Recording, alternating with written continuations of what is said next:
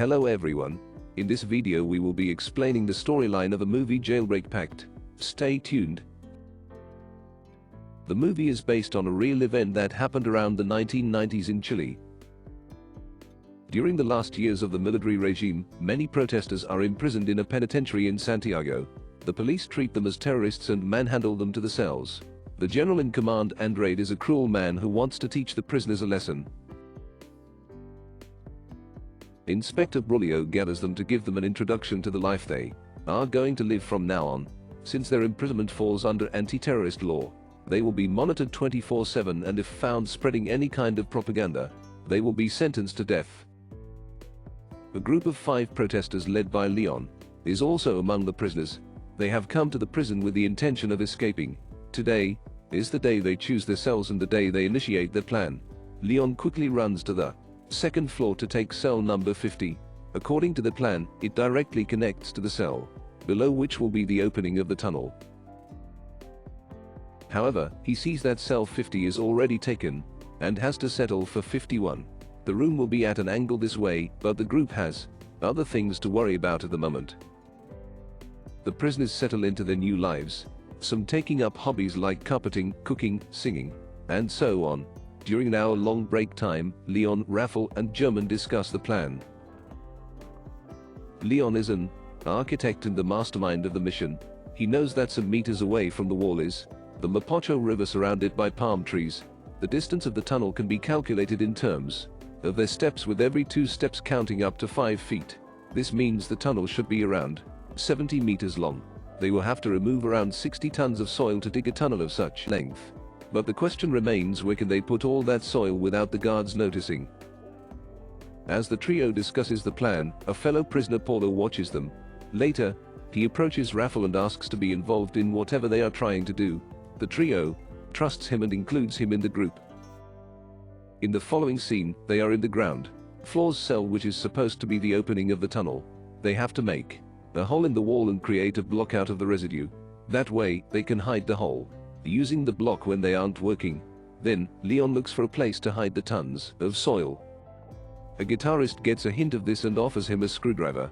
He is also included in the plan. After that, using the tool, Leon tries making a square hole in the ceiling. In the next few days, they have to keep the banging as low as possible, even though the guitarist is outside singing songs to cut the noise. With the last hit, 2 blocks of cement fall from the ceiling and make a mess. Leon quickly asks the others to bring eggs and lime to make a mixture that will look like a block and close the hole.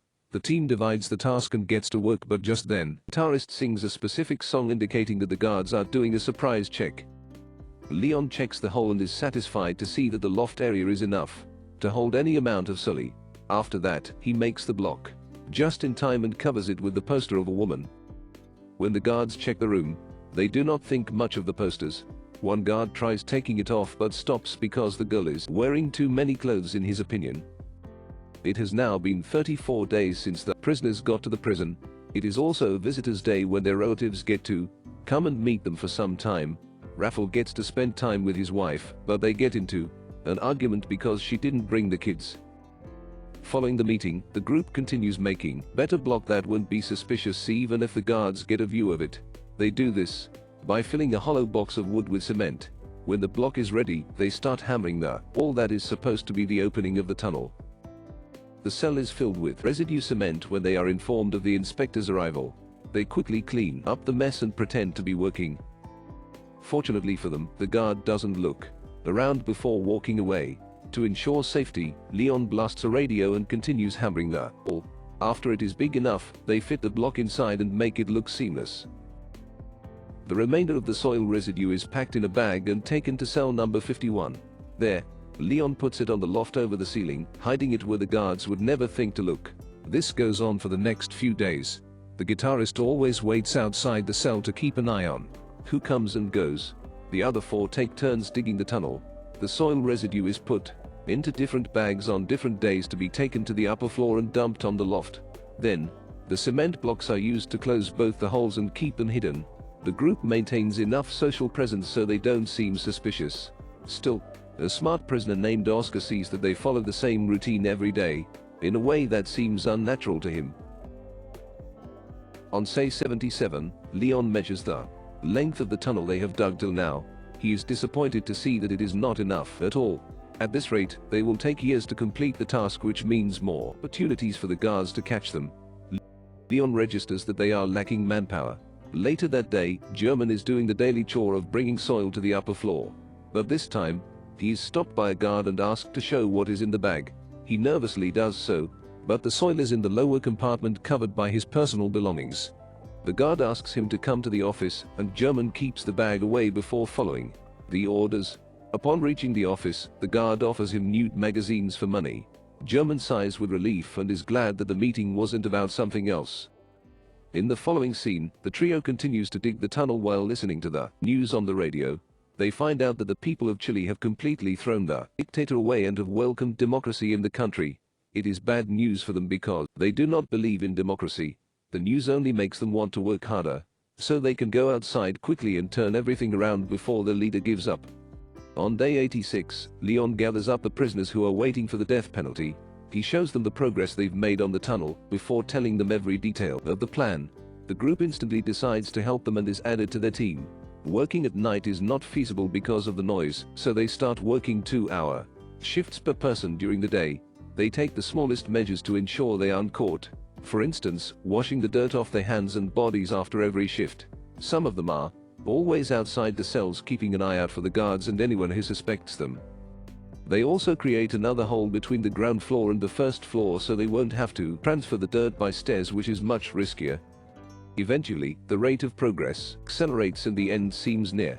Throughout everything, the group continues socializing with the other prisoners. They play during break times and watch TV, as usual, to ensure no one suspects them. In one of the football matches, Oscar tells Raffle that he knows what they are up to. He also wants to be a part of the team, but rumor has it that he is in prison after snitching on his own people.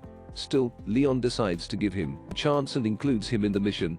In the next scene, German tells Raffle that even if they make the perfect tunnel without help from the outside, they will never be able to escape. Some of their fellow protesters from the party are still outside. If the prisoners are able to send them a message, they will surely come to help. On day 182, Raffle's wife comes to see him for Visitors' Day. He tells her about their plan and asks her to inform the party about it. The woman thinks about it for a long time even after the meeting. Then comes the day 205. Work is going as usual and the guitarist is in the tunnel. All of a sudden, the entire police force comes for a surprise check. Leon quickly alerts everyone, but it will take more than 10 minutes to clean up the mess and bring the guitarist out. While some people help him, the others go outside to stop the police. Raffle insults them and starts a fight between the two parties. This gives the guitarist enough time to come out and seal the opening. When he opens the door, the police have already defeated the prisoners and taken them to the ground. Commander Andrade makes them stay under the sun with no clothes. Somewhere else, Raffle's wife goes to the party's headquarters, but she is asked to forget about the party helping them because they have enough problems on their plate. However, she doesn't give up and thinks of a better plan. She goes to a church to meet Leon's father, German's wife, and Raffle's old associate. They all agree to help the guys from outside with whatever they need. The scene cuts to day 392. A man is working inside the tunnel, where he passes out. Fortunately for him, his friend immediately drags him outside. By now, the tunnel runs deep and there is a scarcity of oxygen inside. To solve the problem, they include the carpenter in the team. He creates a tube and a fan-like structure that can supply air to the deepest corners of the tunnel. Then, we are introduced to a sly man named Bigot. He is called by the commander and is given a packet of cigarettes. In exchange, the commander wants to know what every single prisoner is up to. Later that day, Raffle finds out the tunnel has crossed the prison's border. He creates a hole on the ground and pushes a pink liquid outside. It is spotted by Raffle's associate who is helping him escape. On the next Visitors' Day, Leon's father comes to him and reveals that the liquid is still 40 meters away from the place they want the tunnel to end. On day 558, the city is hit by an earthquake. Leon, who is outside, immediately rushes in to save the person inside the tunnel. Luckily, no one is injured and the tunnel isn't blocked either. Leon has grown a friendship with a wheelchair-bound prisoner over the months. He tells the man about the escape plan and asks him to join. The guy refuses. because he has already given up on life and knows he cannot crawl through the tunnel. Then, finally comes the day they execute the last stage of the months-long plan. Everyone is in the TV room for weekly nighttime entertainment, and one after another, the people start to leave. No one suspects anything because the show is not interesting. Leon is outside the opening of the tunnel, checking if all the prisoners have come. There are 50 of them in total, which means they have to trust each other on who gets to go after who. Meanwhile, Bigot notices the absence of the prisoners and goes out to check on them. Wheelchair guy tries to stop him but is shoved. When Bigot reaches the cell, everyone has entered the tunnel except Oscar. Bigot wants to tell the police, but Oscar restrains him. He is stabbed with a screwdriver, but even after that, he knocks Bigot out. But then, the injury prevents him from getting inside the tunnel after others. The remaining 49 of them are lined up inside the tunnel, waiting for the people from outside to open the other end. Raffles' friend does so and they come outside one after another. Raffles' wife has already prepared a change of clothes for all of them. After changing, they hide by the river until a bus arrives to pick them up. They immediately board the bus, but German is worried about Oscar. He asks them to wait for a while and goes to fetch him. Back in the prison, the rest of the criminals find out about the tunnel and enter it. The police reinforcements arrive and gather the remaining prisoners.